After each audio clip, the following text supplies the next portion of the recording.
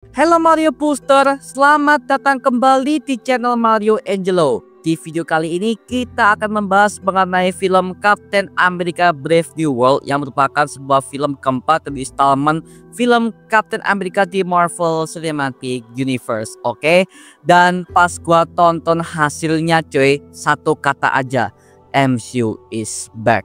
Bukan soal varian, bukan soal multiverse-multiversean, bukan soal cameo-cameoan. Ini literally adalah film MCU yang selama ini gua tunggu-tunggu. Karena jujur men, gue tuh adalah orang yang bisa dibilang udah cukup jenuh mengenai tema multiverse yang ada pada MCU. Kayak Quantum Mania, kayak Loki. Gue udah cukup capek mengenai film multiverse-multiversean.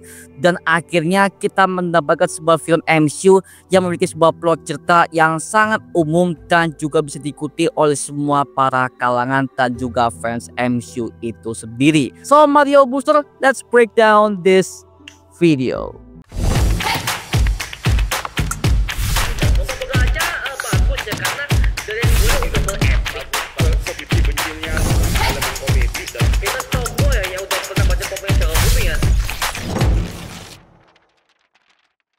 Captain America Brave New World. Oke, ini merupakan sebuah project MCU yang selama ini gua tunggu-tunggu banget men. Karena jujur aja, di tahun 2024 aja kita udah sepi banget semua project MCU. Dan cuman ada film Deadpool and Wolverine doang dan juga serial Agatha All Along. Literally sepi banget. Sisanya adalah filmnya Marvel Sony Spider-Man Universe, yang dimana akhirnya Sony udah resmi menyelesaikan semua project MCU ini dengan harapannya begitu mengecewakan. Ya lu sih ngide-ngide. Dan sekarang akhirnya MCU udah berjaya lagi, yang dimana mereka telah mempersiapkan semua berbagai macam project-project yang siap kita tonton di tahun 2025 ini, yang diawali dengan film Captain America Brave New World, yang dimana film ini akan menceritakan tentang perjuangannya Sam Wilson sebagai Captain America yang baru untuk menggantikan sosok Steve Rogers di MCU yang diperankan oleh Chris Evans dulu ya, seperti itu. Makanya gue sebagai fans Marvel akhirnya gue cukup puas bagaimanakah aksinya, bagaimanakah letakannya, bagaimanakah CGI-nya, semuanya cukup memuaskan buat gue. Lagi-lagi film MCU ini tidak ada joke sama sekali. Ya ada joke sih, cuma lagi-lagi mereka tidak se-over seperti dulu. Karena maaf men, ini adalah hal yang sering gua kritik di berbagai macam project MCU yang lainnya, yang dimana mereka itu terlalu ada banyak banget jokes yang gak berkesudahan, sehingga hal itu akhirnya melemahkan sisi plot cerita yang disampaikan kepada para penonton itu sendiri. Makanya akhirnya film ini gua tunggu-tunggu banget, apalagi gua juga adalah fans berat bagi Captain America di era-era MCU Infinity Saga. Film pertama, kedua, ketiga, bahkan di film Endgame dan juga serial Falcon and Winter Soldier, yang dimana semua projectnya gua udah mengikuti semuanya dan memang hasilnya cukup memuaskan. Dan akhirnya di film keempat ini mereka akhirnya mengembalikan tema politik yang cukup intens, yang dimana hal ini membuat gua callback kepada filmnya Captain America The Winter Soldier dan juga Civil War, yang dimana intriknya adalah politik tapi eksekusinya adalah semua superhero akhirnya bersatu padu untuk mengalahkan sang musuh utama. Nah, di film ini villainnya adalah The Leader. Ini adalah villain MCU yang selama ini gua tunggu-tunggu banget. Apalagi kemunculannya sempat hadir di film The Incredible Hulk tahun 2008 yang diperankan oleh Tim Blake Nelson. Dan awalnya jujur ya, gua sempat ragu bagaimanakah aktingnya dan juga bagaimanakah kemunculannya di film yang satu ini. Karena dari materi promosinya, bahkan promo artnya, bahkan posternya aja, dari pihak MCU mereka nggak pernah menampilkan sosok The Leader di berbagai macam trailernya, bahkan di TV spotnya. Literally nggak pernah ada sama sekali. Dan akhirnya di film ini gue bisa melihat dengan jelas bagaimanakah penampakan The Leader yang sangat mengerikan, yang dimana gue sebagai fans Marvel cukup kaget ya. Make upnya gila banget, gila, cukup mengerikan dan juga cukup mengintimidasi ya, yang dimana hal ini sangat berbeda banget dari versinya komik Marvel yang gua tahu. yang dimana di komik tampilannya cukup simple dan juga nggak mengintimidasi. Sedangkan di film ini make upnya cuy cukup mengintimidasi, yang dimana gue sebagai fans akhirnya cukup terpuaskan bagaimanakah make upnya. Oke, good job buat tim Black Nelson sebagai pemeran the leader di MCU. Welcome back man. Akhirnya gue bisa melihat bagaimanakah penampakannya sebagai the leader di MCU yang begitu mengerikan. Walaupun lawannya bukan si Bruce Banner, tapi lawannya adalah Captain America. Well, it's okay, gak masalah. Yang penting plotnya cukup oke ya. Dan juga gue sebagai fans akhirnya kita bisa melihat bagaimanakah penebusan dosa dari Presiden Donald Ford Ross diperankan oleh Harrison Ford di film ini. Yang sebelumnya dia diperankan oleh mendiang William Hurt yang sayangnya aktornya sudah meninggal di tahun 2022 akibat penyakit jantung kalau nggak salah ya. Maka akhirnya perannya diperankan oleh Harrison Ford sebagai mantan pemeran Han Solo di Star Wars Universe. Dia dikenal sebagai ancaman paling berbahaya di MCU fase pertama sampai kepada fase kedua, yang dimana dia adalah orang yang udah memburu Hulk di film The Incredible Hulk. Bahkan dia juga adalah orang yang telah memecah belah Avengers di Captain America Civil War dengan perjanjian Sokovia alias Sokovia Accords. Dan juga dia adalah orang yang terobsesi dengan serum Super Soldier sejak awal-awal MCU fase pertama sampai sekarang ini. Makanya gue bisa bilang itu adalah film MCU yang sangat brutal banget dan juga cukup mengintimidasi ya. Dan di film ini adalah film pertobatan dia, yang dimana akhirnya dia ingin merangkul semua warga Amerika Serikat karena dia menjadi presidennya di sana. Wow, gokil sih. Dan juga di film ini akan ada banyak sekali cameo yang akan muncul. Intinya gue nggak bisa menyebutkan ya karena itu adalah spoiler, tapi yang jelas di film ini akan ada banyak sekali cameo yang dimunculkan. Dan buat kalian para fans Marvel yang ingin melihat bagaimanakah penampakan Red Hulk di film ini, dia cukup memuaskan meskipun durasinya cuma 4 menit aja ya. Karena pas gua hitung ketika dia tampil di film ini, dia tampil cuma 4 menit saja, tapi hasil eksekusinya men cukup memuaskan ya.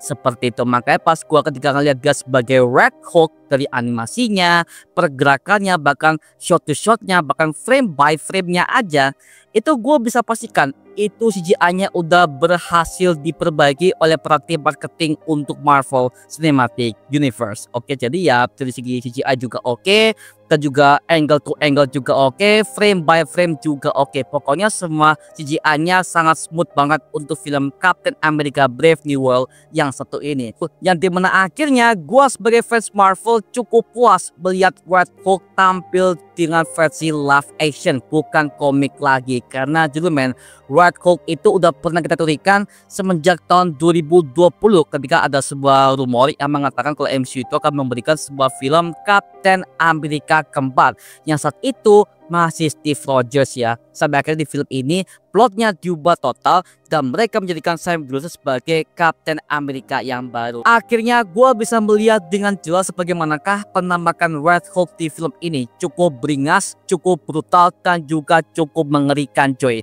Yang dimana hal ini membuat gue callback kepada Hulknya versi Bruce Banner di film The Incredible Hulk tahun 2008. Bukan versinya Profesor Hulk ya. Itu adalah sebuah Hulk yang udah cukup banget, dan gue udah kangen banget melihat Hulk itu yang brutal dan juga cukup destruction. Yang dimana akhir di film ini kita sebagai fans Marvel cukup terpuaskan bagaimanakah aksinya, meskipun Hulknya bukan versinya Bruce Banner ya, tapi so far masih oke dan juga nggak masalah sih. Seperti itu. Wow, gokil sih. Sepanjang filmnya gua merasa nggak pernah ngantuk. Karena apa? Politiknya cukup kental dan juga cukup intens, yang dimana mereka melibatkan negara Jepang lah, negara Jerman lah, bahkan sampai melibatkan patung Tiamut. Di dimana hal ini membuat gua callback kepada filmnya Eternals tahun 2021, yang dimana itu adalah sebuah film MCU yang udah terlupakan oleh semua para fans karena plotnya nggak pernah dilanjutkan kembali oleh pihak Disney. Aduh, sayang banget ya. Padahal gua pengen melihat bagaimanakah aksi Eternals ketika mereka akan mengadakan menghadapi para anggota Celestial yang sangat besar itu. Dan akhirnya kita mendapatkan sebuah mineral baru selain vibranium, yaitu adamantium, yang dimana kandungan mineral ini adalah kandungannya sama dari cakarnya Wolverine dari franchise X-Men yang diperankan oleh Hugh Jackman di Marvel Fox dulu ya, seperti itu. Makanya apakah jangan-jangan ini adalah sebuah asal-usul untuk pembentukan Wolverine dengan cakar adamantiumnya? Well, bisa jadi sih, karena seperti yang kita tahu bahwa MCU udah resmi memberikan sebuah saga baru setelah Multiverse Saga, yaitu era Mutant Saga, yang dimana akhirnya kita akan mendapatkan semua berbagai macam slot project untuk franchise X-Men seperti Professor X, Magneto, Wolverine, Cyclops, Jean Grey, Deadpool, Cable, dan juga berbagai macam tokoh-tokoh mutant yang ada pada komik Marvel yang akan disuguhkan kepada MCU Mutant Saga mendatang. Jadi ini adalah sebuah cikal bakal yang sangat smooth banget untuk saga berikutnya dari franchise MCU. Tapi di film ini gua mendapatkan berbagai macam kekurangan, yang dimana film ini tidak bisa berdiri sendiri. Karena apa? Semua plot cerita bahkan dialog yang mereka itu mengambil banyak sekali referensi dari semua film-film yang ada di MCU seperti The Eternals, The Incredible Hulk, Shield the Falcon and Winter Soldier, dan juga trilogi Captain America yang kita tahu di era-era MCU Ilmi Saga seperti The First Avenger, The Winter Soldier, bahkan juga Civil War dan juga Avengers Endgame. Jadi ini mungkin buat kalian yang gak ngikutin MCU sama sekali ya maaf ya, kalian mungkin gak akan cocok mengenai film ini, karena film ini itu mention berbagai macam permasalahan yang ada pada project MCU sebelumnya, terutama adalah film The Incredible Hulk dan juga film Eternals yang singgung berkali-kali ke film yang satu ini. Jadi mungkin buat kalian yang gak ngerti MCU, kalian wajib nonton film The Incredible Hulk tahun 2008 dan juga film Eternals tahun 2021 mengenai Tiamut dan juga pembentukan ternyata Bruce Banner kepada sosok The Leader sebagai villain utamanya seperti itu, oke? Dan juga di film ini gue bisa melihat bagaimanakah cut yang cukup smooth, bagaimanakah transisinya, bagaimanakah CGI-nya, dan juga bagaimanakah animasinya, semuanya cukup kreatif. Bahkan gue udah belajar dari berbagai macam angle-angle baru yang gue lihat di film yang satu ini ya. Seperti contoh ketika di awal-awal film, ketika Captain America melawan Serpent Society, itu kan dari awal zoom zet, itu gokil banget sih, itu smooth banget dan juga nggak kasar. Jadi yang gue bisa lihat adalah sinematografi di film ini cukup smooth dan juga ada banyak banget hal baru yang bisa gue pelajari sebagai filmmaker. Anjay, makanya gue sebagai fans Marvel akhirnya gue cukup belajar bagaimanakah plot ceritanya dan juga bagaimanakah transisi animasi yang ada pada film ini yang cukup smooth untuk diikuti. Oke, jadi ya, so ini adalah sebuah template baru untuk project MCU ke depannya. Dan ya, gue sebagai fans MCU juga cukup puas akhirnya sebagai fans Captain America. Gue nggak kecewa mengenai film ini. Filmnya bagus dan juga kalian wajib nonton, apalagi buat kalian para fans MCU die hard sejak awal era-era MCU Infinity Saga. Maka dari itu, Captain America Brave New World gua kasih skor 8/10 alias gokil dan juga perfect, oke? Karena sebelumnya ya gue udah menilai semua berbagai macam film MCU di bawah 7 atau enggak 6 karena saking ampasnya dan juga cuma mengandalkan sisi cameo doang. Karena lagi-lagi men, kita sebagai para fans Marvel ya udah cukup jenuh mengenai tema multiverse yang dihadirkan setiap tahunnya. Maka dari itu kita perlu istirahat dari project Multiverse Saga, karena di bulan Juli nanti kita akan mendapatkan proyeknya The Fantastic Four First Steps yang juga bertemakan multiverse dan juga untuk jembatan kepada project Avengers Doomsday yang akan siap tayang di tahun 2026 mendatang, at least tahun depannya seperti itu. Makanya gue cukup suka bagaimana plot ceritanya yang dimana nggak menghadirkan multiverse-multiversean, cameo-cameoan, bahkan jokes berlebihan.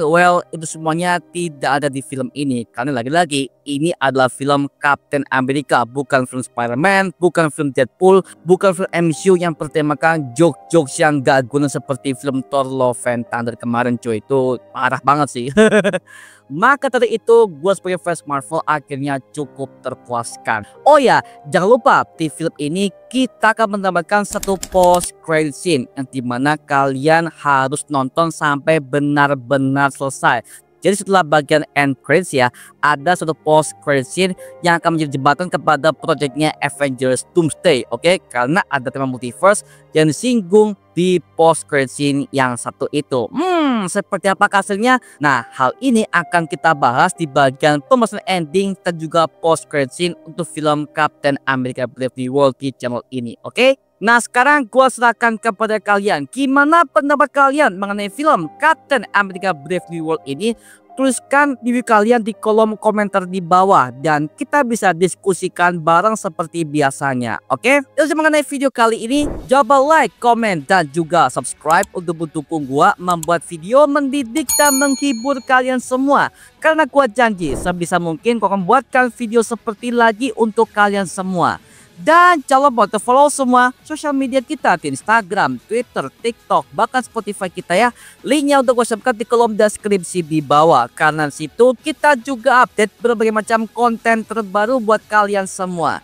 Dan kalau kalian ingin join bersama kita di grup komunitas, langsung aja join di grup ya kita namanya Mario Booster Official. Linknya udah gue sebutkan di kolom deskripsi di bawah. Dan juga terima kasih buat kalian yang bergabung ke membership community. Nama gua Mario Angelo dan sampai ketemu di video berikutnya. Ayo semuanya.